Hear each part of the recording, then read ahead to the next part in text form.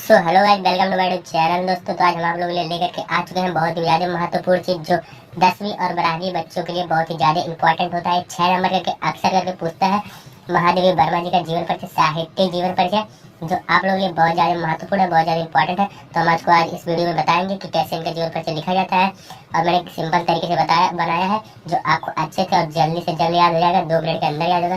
बस गाइस, आपको ध्यान से सुनना और ध्यान से देखना है। देखिए, हम सबसे पहले ऊपर हेडिंग के रूप में डाल देंगे महादेवी वर्मा, और यहाँ लिख देंगे 1907 से 1987, मतलब कि इनका जन्म हुआ था 1907 ईस्वी को और मृत्यु कब हुआ था 1987 ईस्वी को। इसको हम सबसे पहले पेपर में डाल देंगे, ताकि हमको पेपर मिलते ही हम इसको इसलिए लिख देंगे ताकि और क्वेश्चन पढ़ते समय हम इनका जन्म और मृत्यु ना भूलें। तो आप लोग ध्यान से देखिए और ध्यान से समझिए, जो मैंने बहुत ही साधारण तरीके से बनाया हुआ हूँ, आपको 2 मिनट के अंदर आ जाएगा। बस 10वीं और 12वीं बच्चों के लिए बहुत ही ज़्यादा महत्वपूर्ण होता है। 6 नंबर का आता है, 6 नंबर का।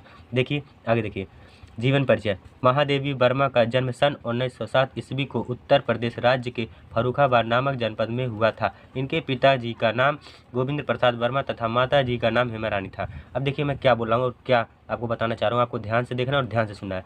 महादेवी वर्मा का जन्म सन 1907 ईस्वी को, मतलब इनका जन्म कब हुआ था 1907 ईस्वी को, उत्तर प्रदेश राज्य के फर्रुखाबाद नामक जनपद में हुआ था। उत्तर प्रदेश के फर्रुखाबाद नामक जनपद में हुआ था। इनके पिताजी का नाम गोविंद प्रसाद वर्मा था। इनके पिताजी का नाम क्या था? गोविंद प्रसाद वर्मा।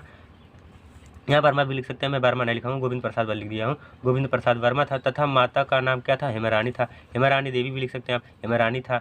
इनकी माता एक धार्मिक स्वभाव की महिला थी। इनकी माता जो हेमा रानी थी वो कैसी महिला थी? एक धार्मिक स्वभाव की महिला थी। अब देखिए आगे इतना तो आपको बहुत अच्छे से समझ में आ रहा होगा गाइस, बस आपको ध्यान से सुनना और ध्यान से देखना है। इनकी प्रारंभिक शिक्षा इंदौर में तथा उच्च शिक्षा प्रयागराज में हुई। इनकी प्राथमिक शिक्षा कहाँ हुई थी? इंदौर में हुई थी, और उच्च शिक्षा प्रयागराज में हुई। देखिए, इनकी प्राथमिक शिक्षा इंदौर में तथा उच्च शिक्षा प्रयागराज में हुई। इन्होंने संस्कृत भाषा में BA परीक्षा उत्तीर्ण की। ये जब इंदौर से उच्च शिक्षा प्राप्त करने के लिए प्रयागराज में गई, तो वहाँ से इन्होंने संस्कृत भाषा में BA परीक्षा उत्तीर्ण की। प्रयागराज में इन्होंने क्या उत्तीर्ण किया? संस्कृत भाषा में BA परीक्षा उत्तीर्ण किया, और प्रयाग में महिला विद्यापीठ में प्रधान आचार्य हो गई। महिला में मतलब महिला प्रयागराज में जब गई थी तो वहाँ महिला विद्यापीठ में प्रधानाचार्य हो गई। इनका विवाह 9 वर्ष की आयु में ही हो गया था।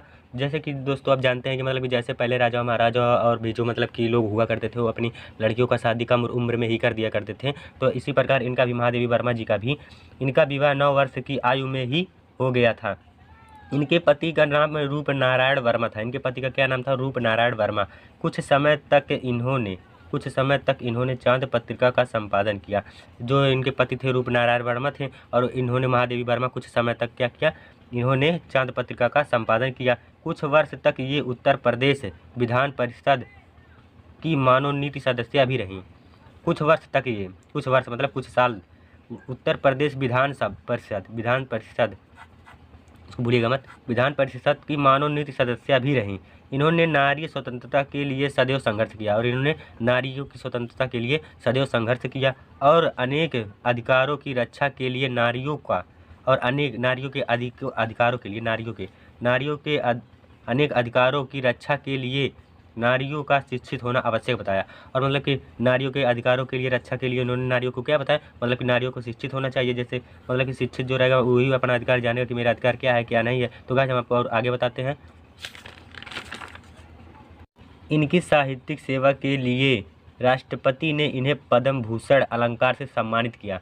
इनकी मतलब कि ये मतलब कि अच्छी कामनाएं देकर इनकी अच्छी जो मतलब कि कविता थी, और इनकी अच्छी जो चाल बोली थी, उनको ये सब दे करके मतलब कि इनकी साहित्यिक सेवाओं के लिए राष्ट्रपति ने इनके पद्म भूषण अलंकार से सम्मानित किया। कुछ वर्ष पश्चात महान कवि महादेवी वर्मा जी का सन 1987 ईस्वी में मृत्यु हो गया।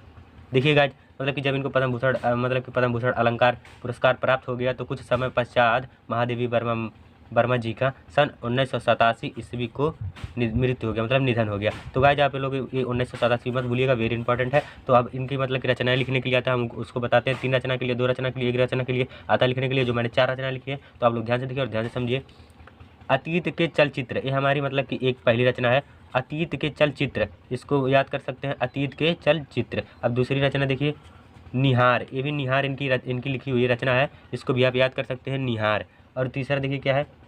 नीरजा, ये नीरजा भी आप याद कर सकते हैं। मतलब कि मैंने 4 लिखे हैं, उसमें से आपको 1 2 3 जो भी याद करना है याद कर सकते हैं। अक्सर करके 3 लिखने के लिए आता है तो, और 2 लिखने के लिए आता है। ये देखिए दीपशिखा, जो वेरी सहज है दीपशिखा, इसको भी आप याद कर सकते हैं दीपशिखा। तो गाइज आपको वीडियो अच्छा लगा तो लाइक कमेंट सब्सक्राइब जरूर कीजिएगा। और हमारा ये टॉपिक यहीं तक था, तो आपको अच्छे से समझ आएगा और आप अच्छे से पढ़ेंगे, अच्छे से लिखेंगे तो आपको बहुत वेरी इंपॉर्टेंट, बहुत सरल, बहुत अच्छा लगेगा।